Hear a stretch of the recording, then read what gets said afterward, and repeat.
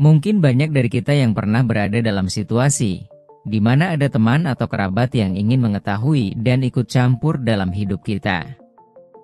Walau terkadang mereka berniat baik, bukan berarti hal tersebut sepenuhnya nyaman untuk kita. Orang dengan tipe seperti ini seringkali memberikan pendapat atau melakukan tindakan yang sebenarnya tidak diminta, bahkan dalam urusan yang bersifat pribadi. Oleh karena itu, penting untuk menghadapi mereka dengan sikap yang tenang dan tegas. Setiap orang memiliki ruang pribadi yang perlu dihormati. Orang yang terlalu banyak ikut campur bisa mengganggu kenyamanan pribadi dan membuat seseorang merasa tidak dihargai.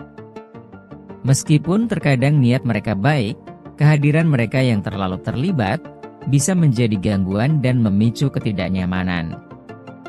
Menghadapi orang yang suka ikut campur memang tidak selalu mudah. Namun, hal ini sebenarnya dapat diatasi dengan pendekatan yang bijak dan tepat kepada orang tersebut. Kali ini kita akan membahas 6 cara bijak menghadapi orang yang suka ikut campur urusan kita, versi calon orang bijak. Semoga bermanfaat. 1. Tetapkan batasan yang jelas. Hal pertama yang perlu kita lakukan adalah menetapkan batasan. Batasan adalah cara untuk melindungi privasi dan menjaga kenyamanan diri kita. Misalnya, jika seseorang mulai bertanya terlalu dalam tentang kehidupan pribadi, kita bisa mengatakan dengan sopan, "Maaf ya, ini masalah pribadi, aku belum nyaman untuk membahasnya." Penting juga untuk konsisten dengan batasan yang sudah kita tetapkan, agar orang lain memahami bahwa kita serius menjaga ruang pribadi kita. Ingatlah, menetapkan batasan bukan berarti kasar atau tidak peduli, tetapi sebuah cara untuk menjaga keseimbangan dalam hubungan.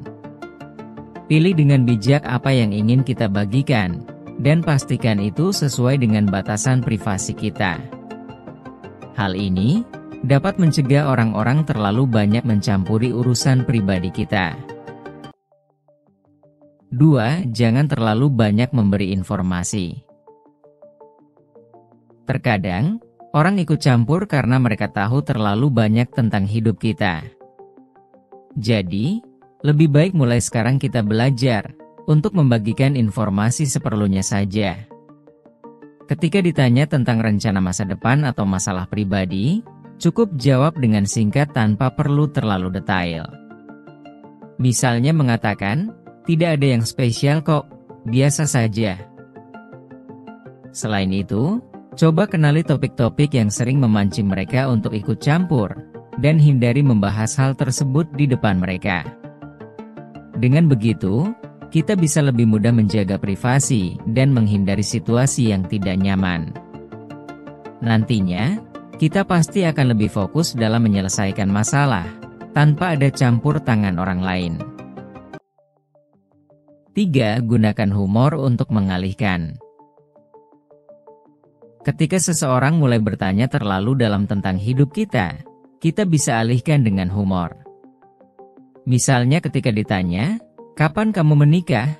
Kita bisa menjawab, "Wah, nanti kalau waktunya pas dan sudah ada jodohnya," sambil sedikit tertawa. Dengan cara humor seperti ini, bisa membuat suasana jadi lebih santai, sekaligus menyampaikan pesan bahwa kita kurang nyaman dengan pertanyaan tersebut, tanpa harus menentang mereka. Humor juga membantu menjaga hubungan tetap baik, sambil menetapkan batasan dengan cara yang lebih halus.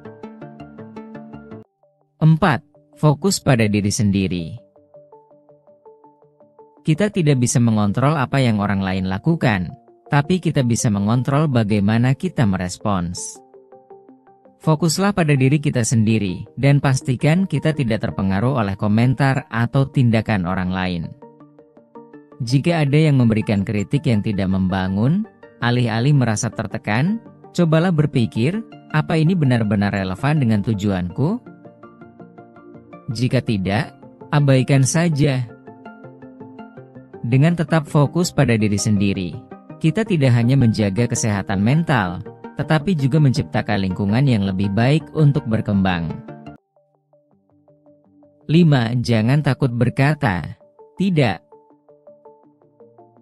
Mengucapkan kata tidak itu sederhana, tapi seringkali sulit diucapkan.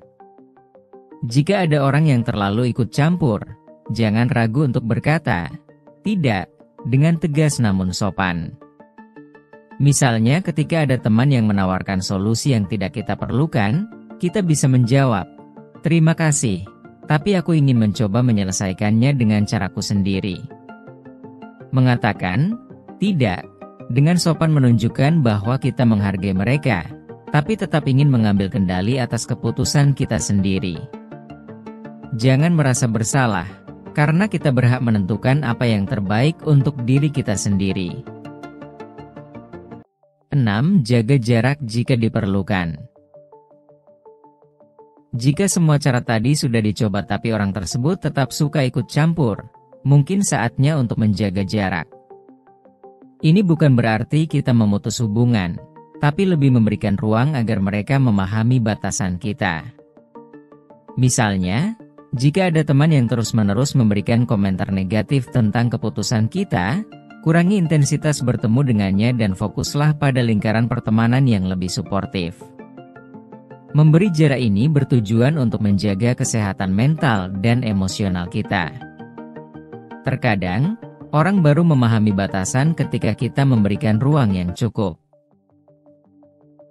Itulah 6 cara bijak menghadapi orang yang suka ikut campur urusan kita, versi calon orang bijak. Ingatlah, menjaga privasi adalah hak kita, dan tidak ada salahnya untuk membatasi orang lain agar tidak ikut campur ke dalam urusan pribadi kita secara mendalam. Jangan lupa untuk dukung terus channel ini dengan cara share, like, komen, dan subscribe ya.